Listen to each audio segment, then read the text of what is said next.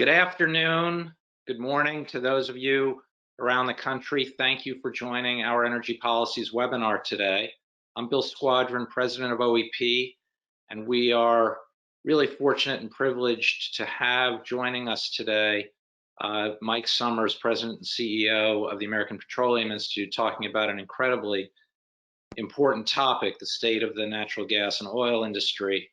And he'll be joined by Melanie Kenderdine, the principal of the Energy Futures Initiative. He'll be having that conversation with Mike Sommers, and then we're going to be opening it up to all of you for questions. So thanks to all of you for joining us.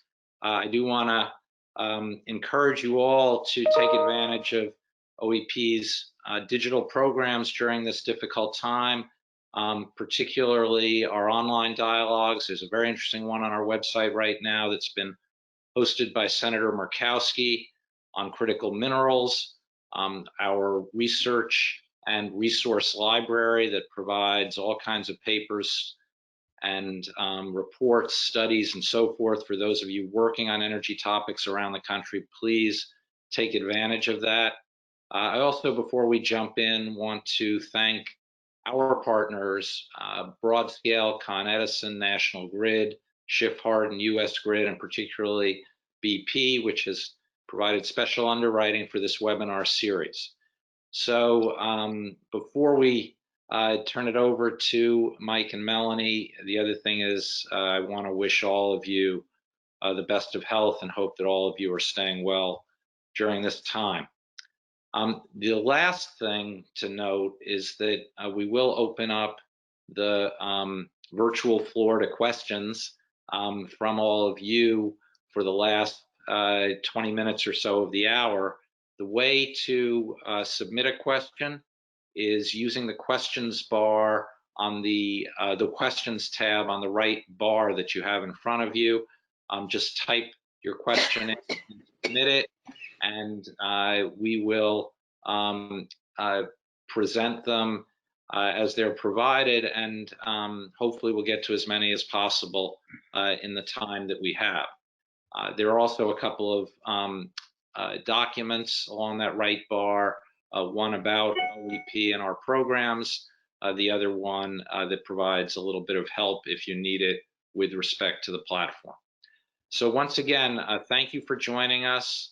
I'm going to turn it over in a second to Mike and Melanie. Mike Sommers, as I mentioned, the President and CEO of the American Petroleum Institute, formerly held many senior positions on Capitol Hill and with the White House, including for Speaker John Boehner, President George W. Bush. Melanie was a senior counselor and executive within the Department of Energy under President Obama, now the co-founder and principal at the Energy Futures Initiative. So I'm going to turn things over to Mike and Melanie to get started. Thanks, Bill.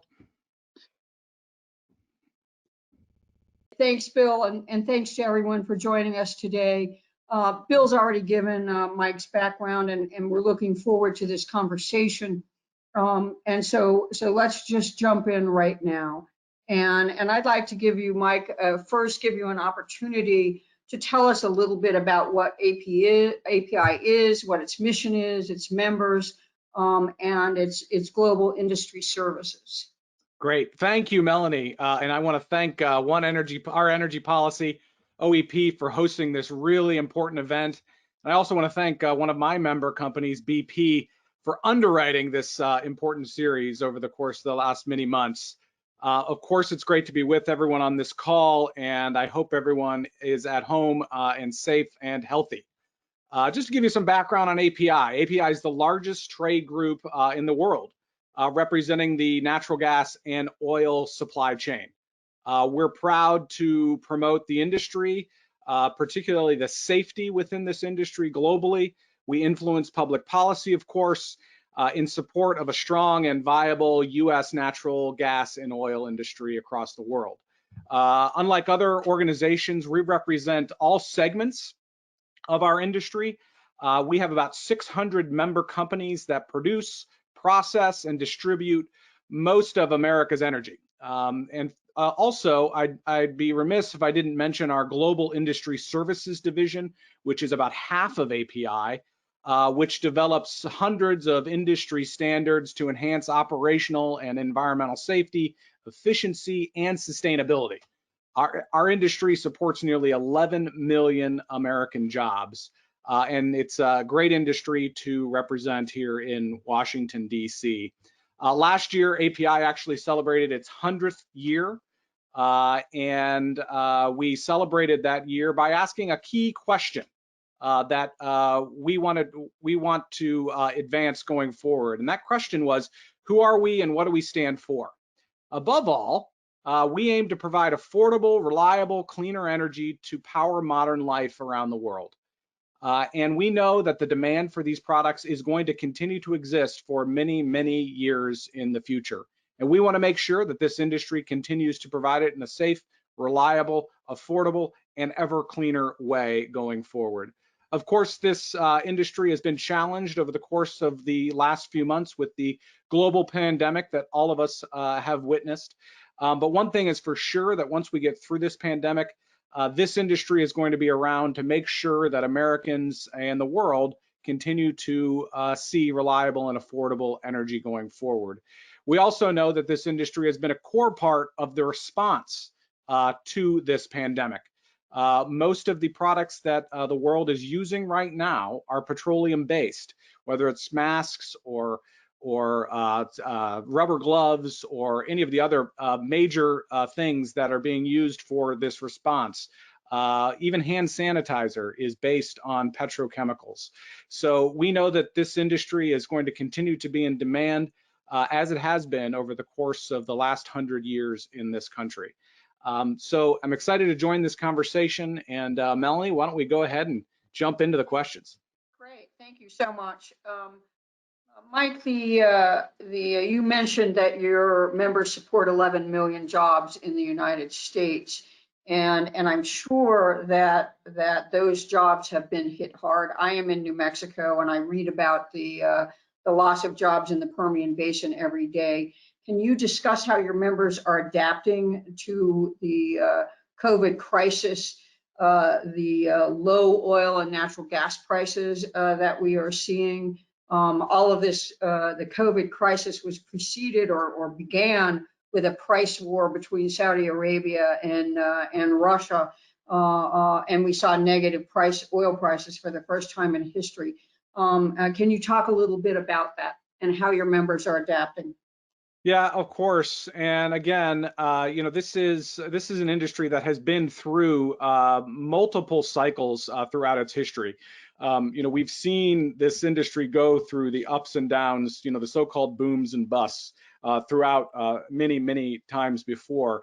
What I will say is that this has been a crisis for the industry that we have not seen before. This industry has seen, of course, demand side problems or supply side problems. What we've seen with this crisis is really a combination of both supply side issues and demand issues. At the beginning of this crisis, the energy markets were very well supplied. In fact, some would suggest they were oversupplied at the beginning. And then as a consequence of the price war between Russia and Saudi, there was even more production that came online right as this crisis hit at the end of March. And as a consequence of that, we had a huge amounts of supply on the world markets, particularly of crude oil. And when that happened and demand dropped so significantly, prices obviously dropped significantly as well, which led, of course, to the negative price drop that you referenced in your question. But this industry historically has been very resilient. It is an industry that understands that these are the commodity cycles that we have to deal with. This one, it was unique because it really was a government-imposed crisis. Justifiably so. Governments around the world shut down world economies. 4 billion people at one point were shut in, working from home.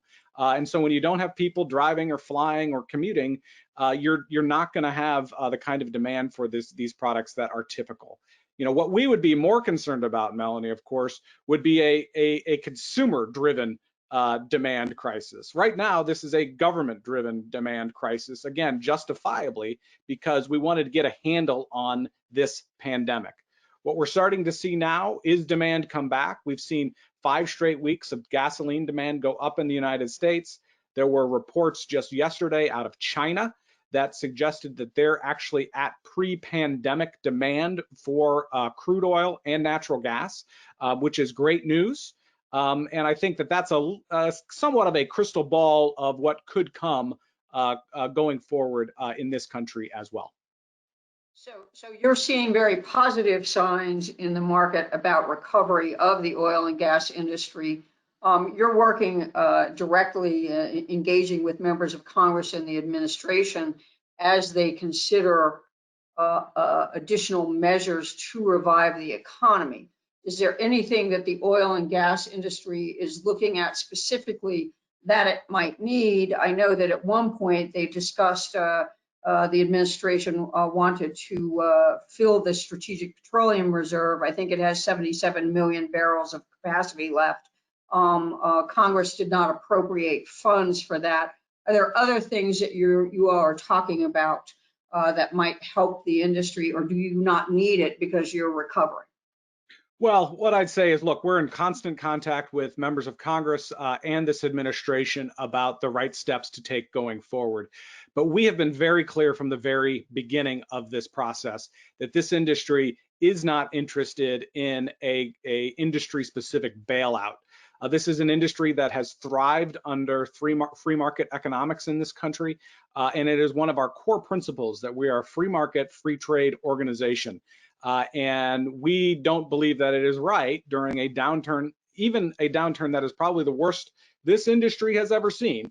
We don't think it is appropriate for us to be advocating for, a bailout for oil and gas. That's certainly not in line with our principles, and it's certainly, we don't think would be good for the recovery either, because the more that you support during a difficult time, we believe that it's going to be more difficult to get out of that on the back end. And I think, by the way, that those principles have borne true over time. You are starting to see small glimmers of light, some green shoots out there within the economy, and as a consequence of that, you're starting to see demand continue to rise. But on the supply side also, what you've also seen is supply continue to go down because of price signals, not because of what the government is telling this industry to do. I mean, that's the big difference between the American industry and industries overseas, which are mainly state controlled. I would argue that it was a lot easier for the United States to cut production in response to prices than it was for OPEC to come together and cut production based on government diktat. So what we've seen in the United States is right before this crisis, February of this year, there were 13 million barrels of oil produced in the United States a day. That was a record for the month of February. That has gone down by 2.2 million barrels a day already. Again, because of price signals, not because of government intervention. So you're seeing producers ratchet back production. They're shutting in production right now because prices still are at historic lows. So it's better than, of course, negative $37, but it's we're still only in the $30 to $35 range, and it's very difficult for producers to make money with those kinds of oil prices. So we've been in close touch with the administration, close touch with Congress, but we're not asking for any kind of a government bailout like is occurring in other countries. Great, thank you. And talking about other countries, phase one of the Trump administration's trade agreement with China would buy $200 billion of U.S. goods, including oil and gas. I believe on March 5th, China's largest oil company cited force majeure to suspend contract obligations for LNG imports. I understand one of your members, Total, is fighting that. I don't know what the status of that is, but has that affected U.S. countries and our LNG exports to China? And what's the impact of our deteriorating a relationship with China over the last month or so? So, of course, we're very concerned about that deteriorating relationship. We were very much in favor of the phase one agreement that was announced earlier this year. We were excited that it was going to provide some relief to Americans who suffered under this trade war. Again, as I mentioned at the beginning, one of the principles of our organization is that we are a free trade organization. And these are global markets for energy products, both for American natural gas or LNG and for crude oil. And we don't believe that it is appropriate for there to be artificial measures put into place that would block entry for American products. The United States usually is the one that is hurt the most through these trade wars because we are an export related economy. We export particularly American energy goods. During the original China dispute, there were tariffs put on American energy products. So we were very pleased that those tariffs started to come down in the phase one agreement. But part of that agreement, as you mentioned, Melanie, was that China would purchase about $18.5 billion of American energy products. We recently sent a letter to Ambassador Lighthizer advocating that they work with China to make sure they're filling that commitment, because we don't believe that they are right now. So we think it's appropriate for the administration to engage here, but we would be very, very concerned about another round of trade war with the country of China, because ultimately we think that would accrue to not to the benefit of American producers, and would ultimately hurt American producers if we enter that kind of trade war, because it is such a large market, particularly for American LNG. I do have a couple of my member companies who have been able to get LNG into China recently. So again, on the China front, we've seen some rays of hope, but we're not quite sure that they're going to fulfill the promises that they've made of $18.5 billion in American energy purchases. So that is something that we're going to continue to monitor. Great, thank you so much. And I was sort of shift gears to an energy and national security question, although what you just described, I think, in the end raises issues about energy security as well. And I worked, not only did I work in the Obama administration, I worked in the Clinton administration. When we left in 2001, there was a big push right afterwards to set up an LNG import infrastructure into the United States.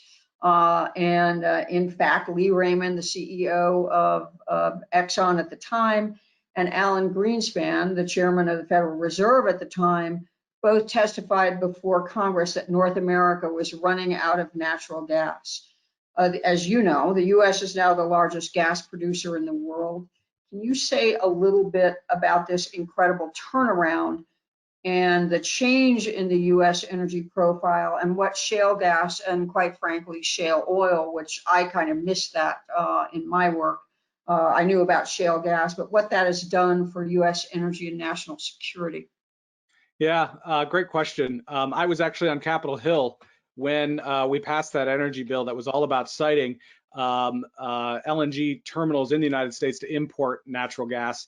And over the last couple of years, we've actually had to retool those facilities for the export of natural gas. So it really has been a revolution in terms of energy in the United States.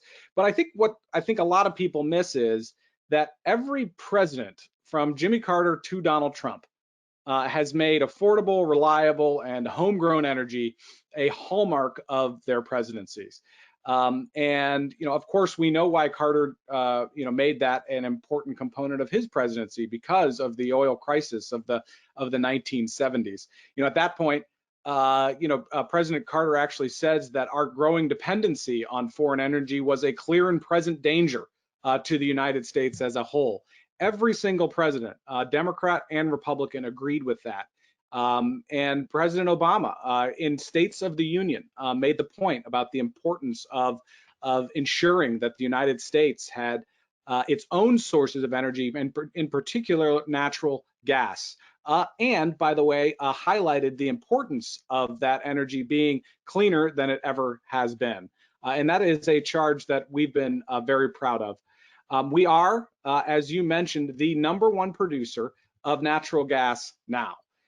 We are also, of course, the #1 producer of oil now. And it is largely because of American innovation that we've been able to get there, particularly hydraulic fracturing and horizontal drilling technologies that have led to this revolution.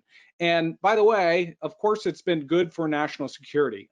There's no question that when you're not dependent on regimes that are unfriendly to the United States for your energy, that it's good for American national security, that we don't have to depend on those regimes when we're in difficult times. Think for a moment of us going through a pandemic like this without having a homegrown source of energy.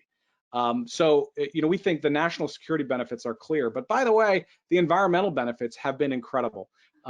Because of low prices for natural gas, because of the American production of natural gas has replaced coal as the source for energy in this country. And as a consequence of that, our air is cleaner than it ever has been before. And I think this is a really exciting prospect for all of us. Natural gas is currently about 38% of total generation of energy generation. It was that in 2019. We expect that to only increase over time with more coal plants going offline. So this has been a true American success story, but it's not just a energy success story, it's been a technology success story too. These are new technologies. You go to oil field and natural gas basins today, these are run by the highest of high tech. We of course employ geologists, but we also are employing computer engineers and people from tech fields. You talk to my member companies and you ask them who they're competing with for their workforce. It's not other energy producers. It is Silicon Valley. And I do think that American young people are going to continue to be attracted to this industry because they know that this industry continues to innovate to meet the market. Great, thank you. And you mentioned the value of natural gas and what it has done as it has displaced coal for cleaner air, et cetera, which leads me to, I want to pivot a little bit to climate change. Last year, API formalized its position on climate change. And I looked at API's climate policy statement, and it says that API will, quote, promote economy-wide innovation and development of cost-effective technologies to meaningfully reduce greenhouse gas emissions. Can you describe for me what some of the technologies that you are looking at, what they are, and what you all are doing about it? Yeah, so yes, this absolutely is a priority. It was a priority of mine when I became president and CEO of API 2 years ago. I'll have my 2-year anniversary in the month of July. And one of the reasons why I was attracted to this was the forward thinking of the API Executive Committee and the Board of Directors to understand how important it was that API actually develop a climate policy. We know that this is an issue that is going to be important for decades and decades to come. We also acknowledge that that humans contribute to a changing climate, but we also know that this industry is going to be a key source of energy for many, many years to come. So we understand the importance as an industry that we have to be at the table in these discussions if we're going to continue to advance this industry. So early in my tenure at API, we took this challenge on. API now actually has a formal board level committee on climate, which is at the same level of our other board level committees, which is a way that we ensure that the issues related to climate go directly to the API Executive Committee, which is made up of the CEOs of the largest oil and gas companies in the United States and the world.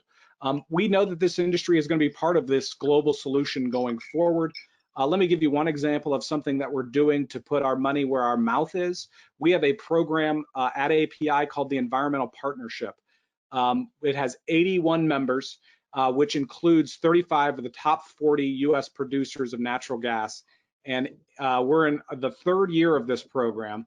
And it's all about bringing together small producers and large producers to share how to reduce methane emissions in the energy industry. So this has been a voluntary initiative. It's had great success, and we're actually starting to see declines in methane emissions as a consequence of this program. And we think that's just one example. There are other things that we know that we can do. So our climate committee is going to start focused on start a focus on flaring initiatives and other things that this industry can do to reduce our emissions, going forward. So another technology that I mentioned, of course, is carbon capture sequestration technologies. This is a program that is encouraged by a new federal program that was in the tax bill, commonly referred to as 45Q. We think that carbon capture utilization technologies and sequestration technologies are going to be a key part of the sustainability of this industry going forward. So we were encouraged that the United States Congress and the President recognized the importance of this technology and is encouraging it now through the tax code. But these are technologies that this industry is investing a lot of time and effort into because we know it's a problem. Here's my view on this. I spent 20 years in government, both in the Bush White House and on Capitol Hill, working for senior members of Congress and administrations.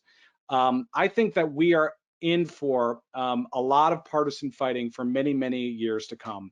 And it's hard to see a major climate policy coming together given how divided this country is on this issue. But at the same time, we know that this is a huge concern for the American people. We know it is a huge issue for the planet that we all inhabit. Just because Congress can't get its act together on these big issues doesn't mean this industry can't step up to the plate and take its own action. And that's why we have put forward the Environmental Partnership and other programs that are all focused on reducing emissions and reducing our environmental footprint. And we have a good story to tell, and I'm proud to be part of an organization that is taking this issue very seriously. Not sure where to go. There's a lot there for me. I would say that in the Obama administration, we issued some methane regulations. Those have not been, been overturned basically by this administration. The methane issue is very important. Capturing methane for near-term gains in climate does not address the larger issue of carbon, but methane is important. Why doesn't the industry just capture its methane? Well, of course it is. And take the issue off the table. I mean, of course, this is an issue that is important from an environmental perspective. And you're seeing new initiatives on this front almost, it seems like almost daily. Texas recently adopted a new program called the Texas Methane and Flaring Initiative. That's all about reducing methane. It's similar to the Environmental Partnership Program that I mentioned. Exxon and Pioneer are now partnering with the University of Texas on new ways to capture methane. And we think that all of those are very appropriate steps, and we encourage all of those steps.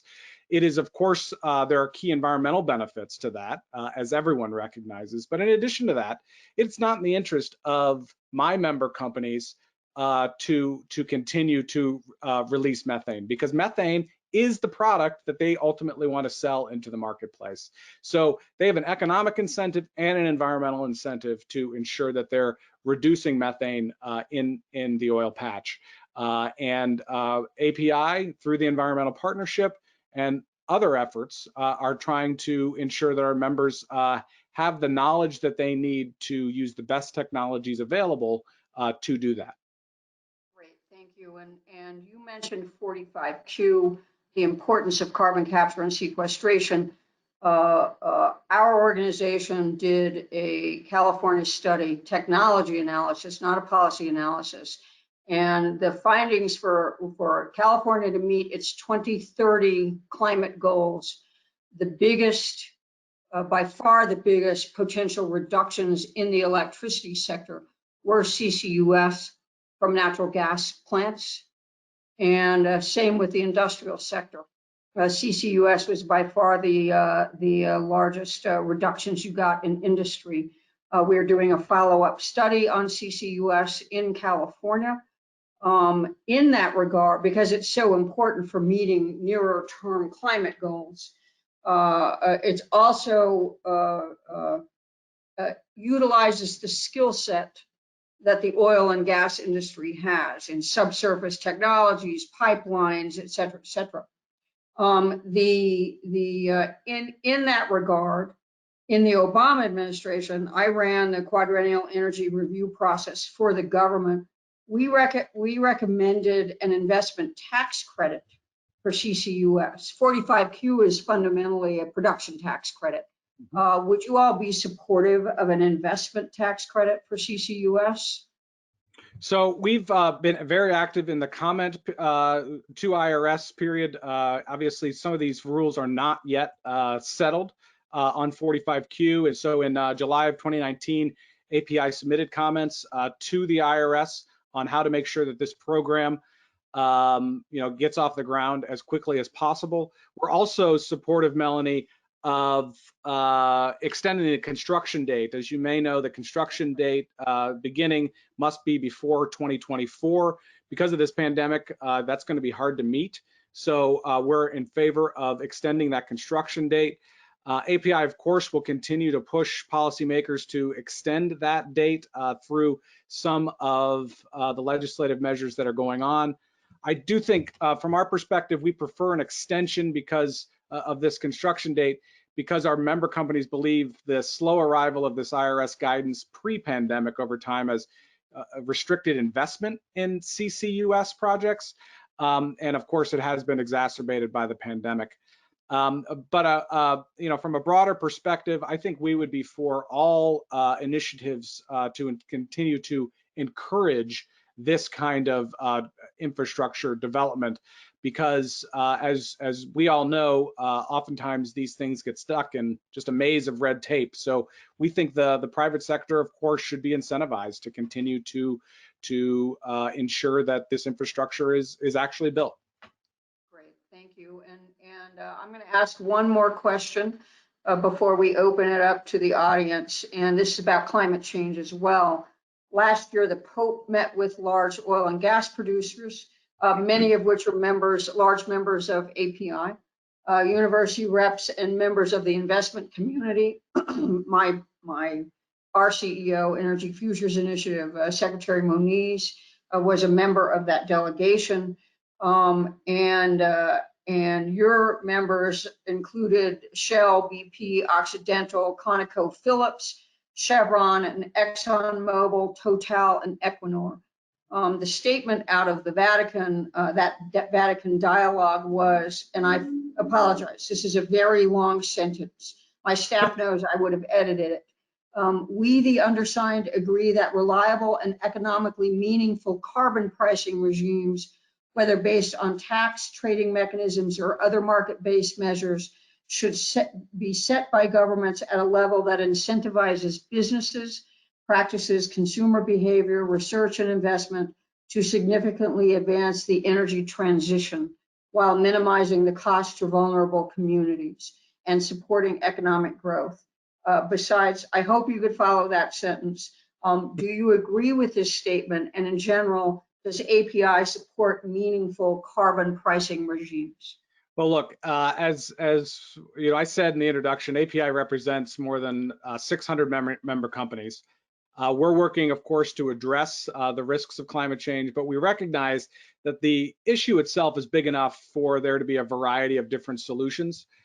We don't know what legislative policies or approaches are going to be presented going forward, but we know that the world needs to address what we call this energy trilemma, that we need to continue to provide reliable, affordable, and cleaner energy to ensure that we have a cleaner planet.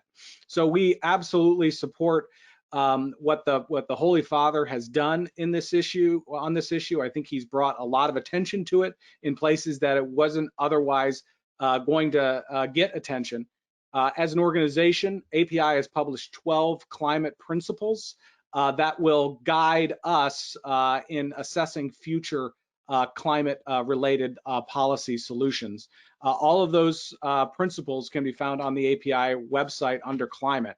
And we think that they could provide a roadmap for addressing climate change going forward. Of course, this industry is going to continue to invest in technologies to reduce emissions. The American oil and gas industry, interestingly, is only number 2 to the federal government of the United States in investing in clean technologies, in renewable technologies. And we're proud of that investment, and I know that investment will continue post-pandemic and during the pandemic as well. So we're focused on making sure that Americans continue to have the energy that they rely on to support modern life. So we're excited to be part of this dialogue, and we appreciate the Holy Father's participation in this key debate going forward. Great, thank you so much. And I'm going to turn this back over to Bill's team to throw tough questions at you from the audience. So. Thank you, Melanie. This is Kevin Marin, Program Manager with Our Energy Policy. I'll be reading the questions from our audience for our speakers today. So if you do have a question, please feel free to enter it in the questions section of the GoToWebinar interface on the right side of your screen, and we'll get through as many as we have time for today. I do see the questions already beginning to roll in. First question is from Ryan Block. What policy options are on the table to encourage the construction of storage infrastructure for crude oil?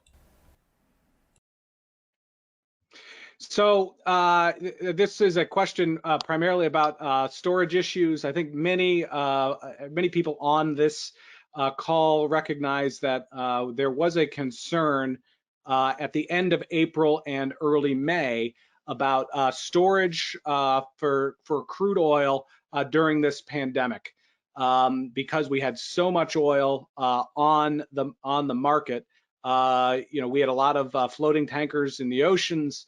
The SPR was starting to be filled, and there were not a lot of options to ensure that the world had the storage that it needed during this pandemic. So I think there was a lot of concern at that time that we were going to hit a so-called storage wall in the month of May. We have not seen that materialize to this point. Most producers who need storage have found it. There are a couple of reasons for that. First of all, the SPR was opened up by the Department of Energy for storage, which it had not been used for before. We expect that they're going to open up more storage over time, so that provided some relief. But in addition, demand has started to come back as states and countries are starting to open up again. So at this time, we don't see a storage crisis, but we wouldn't at this point be in favor of new incentives to provide more storage. We think the market primarily is taking care of this issue at this time, but we'll continue to monitor this issue to ensure that producers have the storage they need so that they can sell into a better market going forward. Thank you for that. Our next question is from Robert Hallman. While API has no interest in a financial bailout before and following the pandemic, your industry received considerable regulatory relief, particularly in environmental areas such as vehicle emission standards and EPA enforcement of several environmental regulations. Does API still support these regulatory changes, and if so, why? Well, one of the comments that I'd make about those regulatory changes, were very similar regulatory changes that would be made in a hurricane, for example. So one of the regulatory changes I think being referenced by the questioner was delaying the switch from winter grade fuel to summer grade fuel. That was delayed because there was so much winter grade fuel still out there as a consequence of demand being diminished at the end of that winter grade period.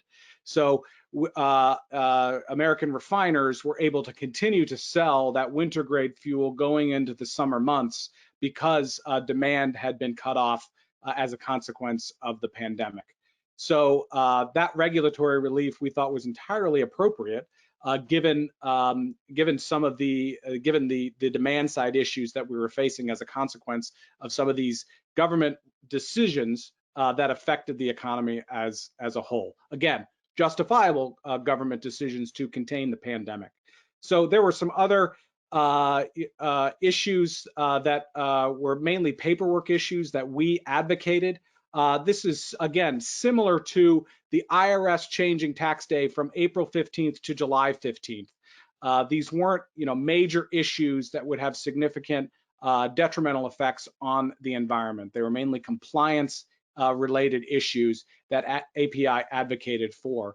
We expect that when we're through the pandemic, that we're going to go back to the same regulatory regime that we had before. We would actually advocate for that, once the pandemic is over. So again, we think that these were, relatively minor regulatory changes that were put forth by the administration, and they're very similar to what has been put forward during other naturally caused disasters. And that's the reason why we advocated for them, because this was certainly, and has been and continues to be, a disaster for the American economy. Our next question is from Michael Ford. What will be the net effect of the low price environment on industry efforts to find cost-effective, low-carbon technologies, such as CCUS, methane leak and flaring reductions, and produced water reuse? Which effect will be greater, the decrease in revenue to spend on capital expenditures for these, or the need to adopt them to reduce operational expenditures? Well, I don't. I think that, this industry, is focused on, this energy trilemma: affordable, reliable, and ever cleaner. Of course, this industry is going to continue to invest in renewable technologies, because we know that consumers are going to continue to demand renewable energy. But we also know that they're going to continue to demand that petroleum products remain on the market as well. So this industry is a consumer-driven industry. It is driven by demand.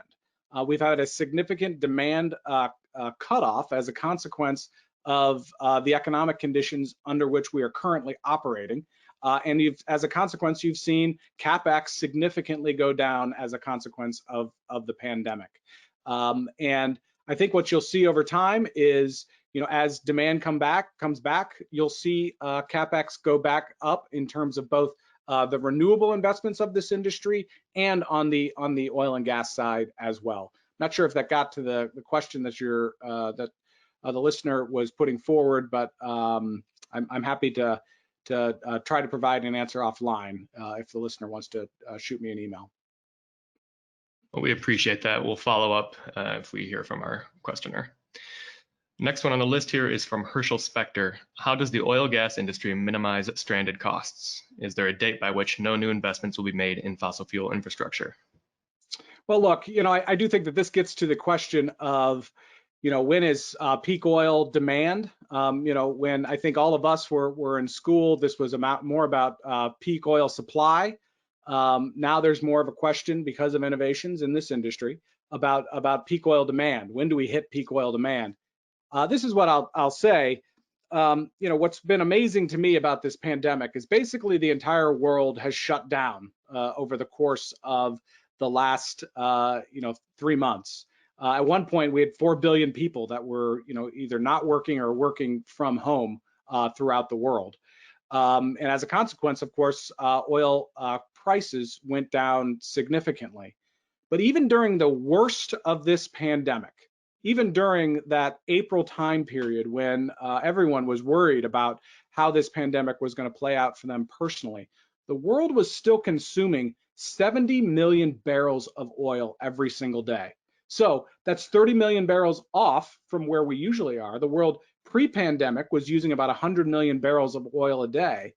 But if you think about the fact that even in the worst of this pandemic, the world was still consuming between 70 and 75 million barrels of oil every single day, I think that speaks to that the world is going to continue to demand these kinds of products and this industry for a very, very long time.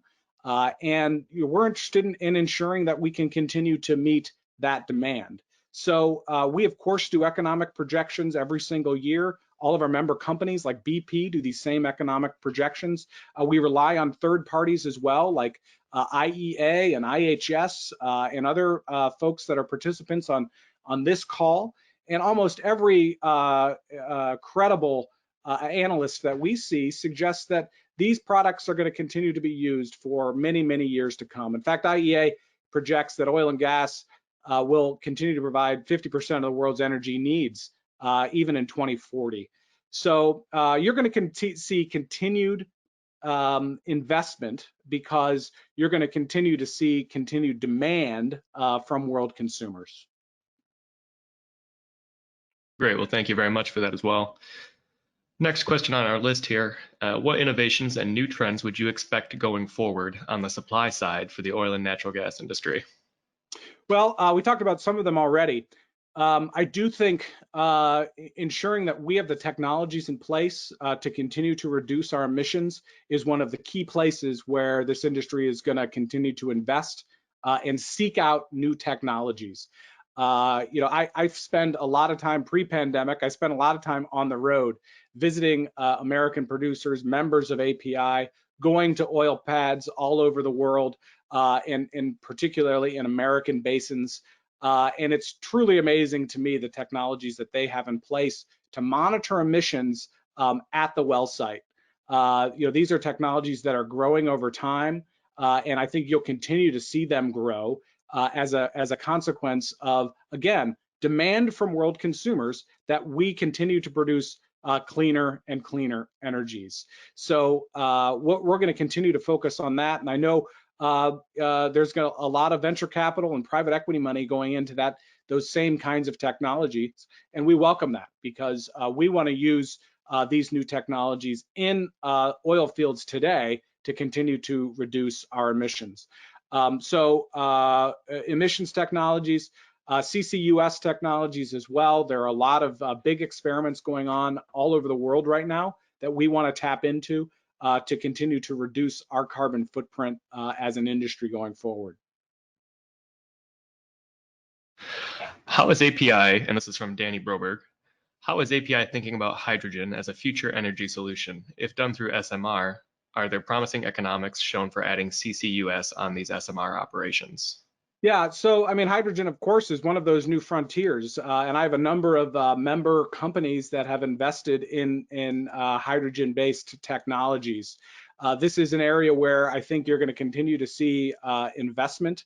There was kind of what I'd call a hydrogen boom or discussion boom on hydrogen in the early 2000s.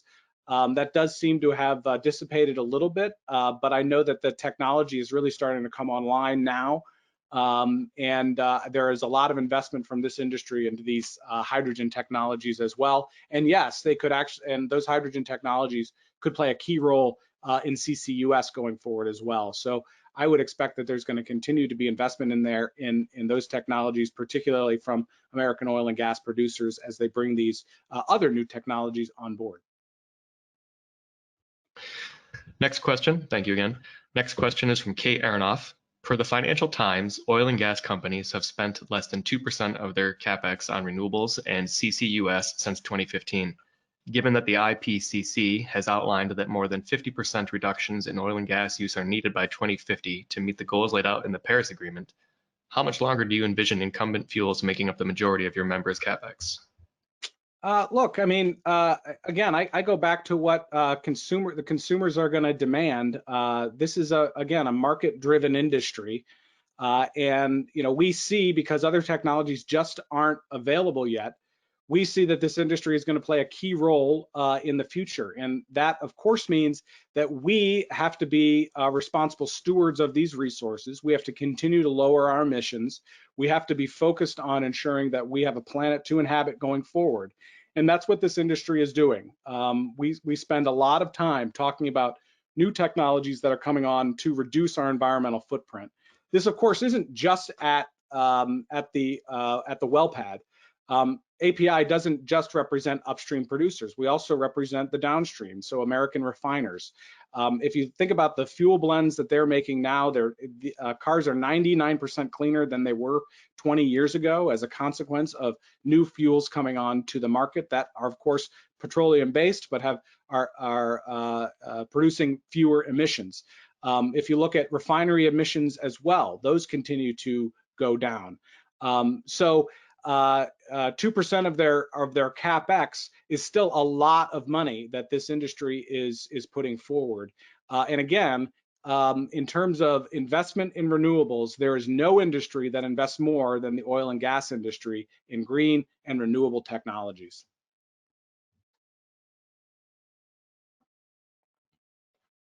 Thank you very much. Next question here is from Gary Krellenstein.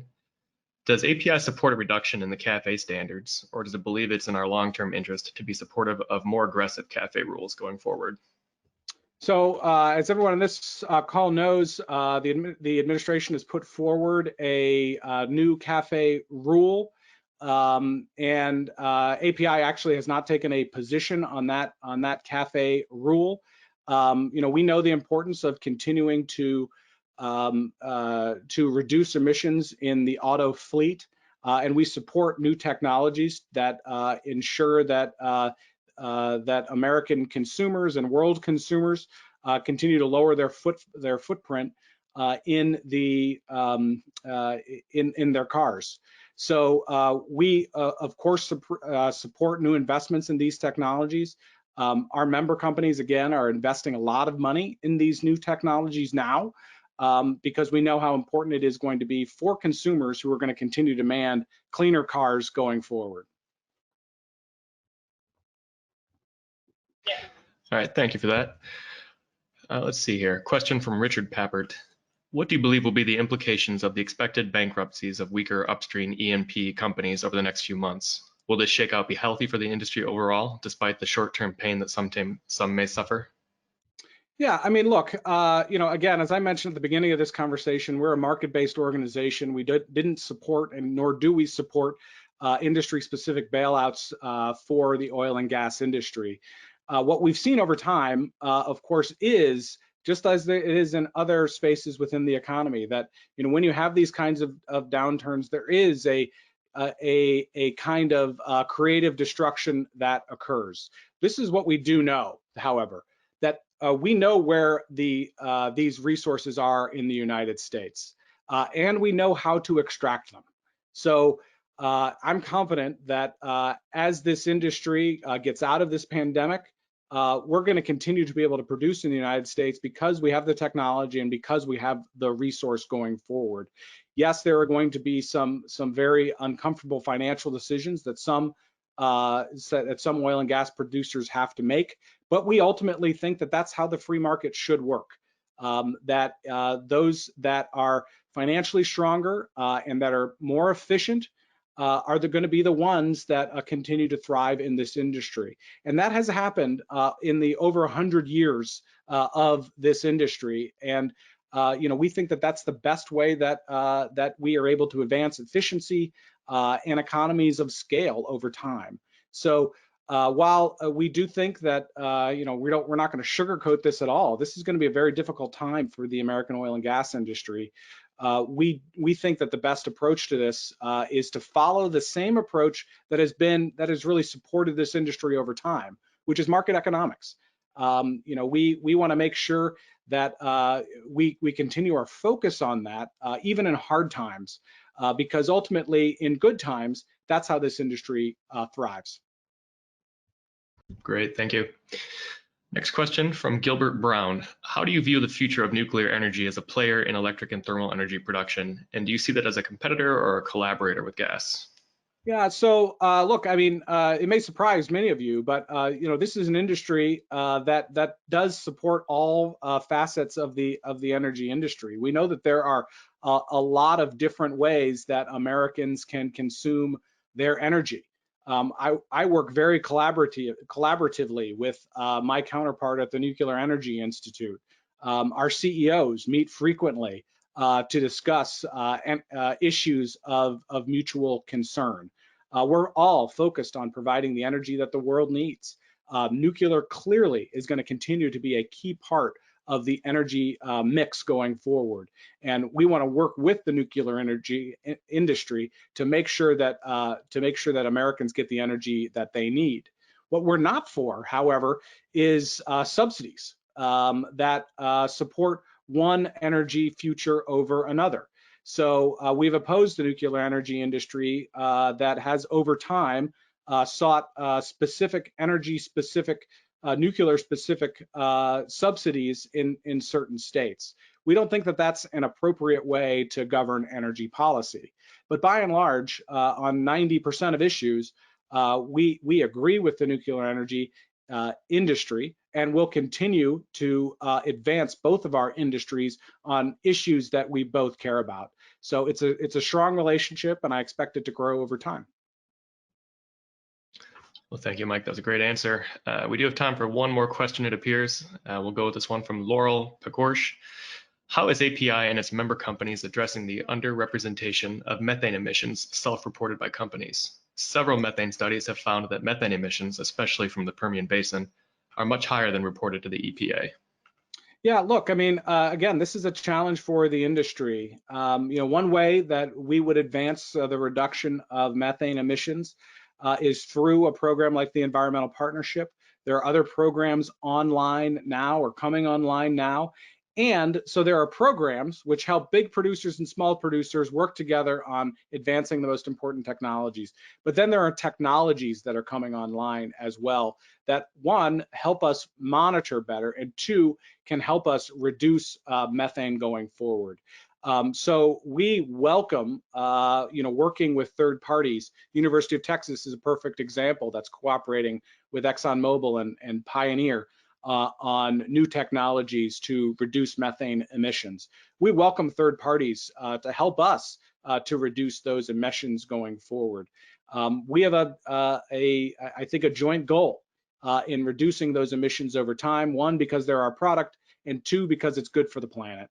We want to work with all comers to ensure that we're able to continue to reduce these emissions, because, by the way, that is exactly what consumers are demanding. They're demanding affordable, reliable, and cleaner fuel.